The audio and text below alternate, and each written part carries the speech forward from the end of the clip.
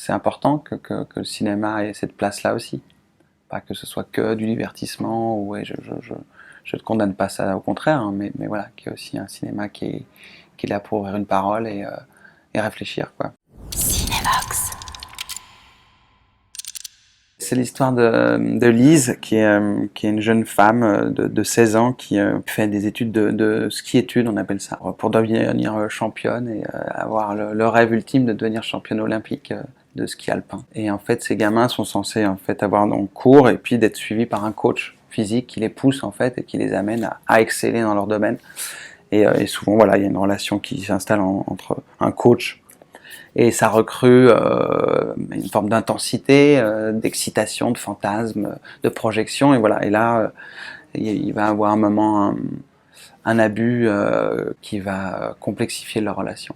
Pour moi, c'était un personnage qui avait sans doute, lui, comme la plupart du temps, quand t'es coach ou prof, c'est pas tout de suite sa vocation, c'est qu'il y a un chemin avant qui s'est d'une certaine manière brisé, où son rêve à lui s'est brisé à un endroit et il l'a reconstruit autre part. Et en fait, en rencontrant cette gamine, tout d'un coup, c'est justement son rêve qui reprend forme à travers cette gamine et une forme d'exaltation par la réussite en fait de la personne que tu coaches. J'ai traversé ce film et ce personnage en ayant la chance de pouvoir suivre un vrai coach qui fait ça avec des enfants aux arcs, pour avoir les réflexes, les codes, le jargon de ces gens-là, voilà. Et puis énormément de discussions aussi à travers le sujet et ce que Charlène voulait montrer de la complexité du regard, de ce que elle avait traversé, mais justement j'avais besoin d'être sûr qu'on était sur la même longueur d'onde et qu'on racontait le même film et que je pouvais lui faire confiance parce que c'est un personnage complexe, quoi, et pas facile à endosser.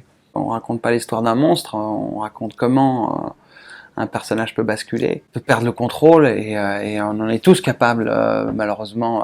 Pas à ce point-là, j'espère, mais en tout cas, la part d'humanité en nous est complexe, quoi. Et donc voilà, et justement, de parler de ce sujet, de lancer la discussion et pas de la fermer. Je pense que c'était la volonté de Charlène, c'était d'ouvrir le débat. Pourquoi on en arrive à ça, quoi? Qu'est-ce qui se passe? Pourquoi l'homme tout d'un coup se retrouve être un tel prédateur?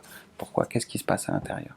Après, c'est un film d'héroïne, c'est une héroïne qu'on suit à travers sa volonté, son courage, et c'est une fiction, donc je trouve que Charlène a vraiment fait ça intelligemment, c'est un sujet de société important, mais on reste dans du cinéma, quoi, et il y a une vraie fiction, il y a des enjeux scénaristiques, il y a même la forme du film est une vraie forme qui se rapprocherait du thriller psychologique, donc ça reste du cinéma. Ben oui, donc L'ennemi de Stéphane Strecker, qui a été une rencontre artistique très très forte, où je pense que j'avais été rarement aussi loin dans l'interprétation ou le lâcher prise pour un rôle, et qui est un film organique, un voyage organique et sensoriel très puissant, je trouve. C'est encore un sujet de société, mais traité encore une fois avec le point de vue d'un metteur en scène, pour raconter justement aussi la déchéance et la perdition et comment on perd pied totalement par rapport à une histoire d'amour. Et François Pirault, c'est l'histoire d'un personnage qui est en burn-out total, qui est en train de craquer et en fait disparaît, reprend contact avec la nature, et ce que lui va entreprendre du coup va résonner sur tous les gens qui sont autour de lui, qui gravitent autour de lui, qui était une forme d'ancrage, et d'un coup de ne plus en avoir, ben, tout va circuler autrement. Et voilà, et c'est une forme de prise de conscience sur l'instant et sur arrêter de se projeter, de vivre ce qu'on a à vivre malgré les difficultés. Cinévox.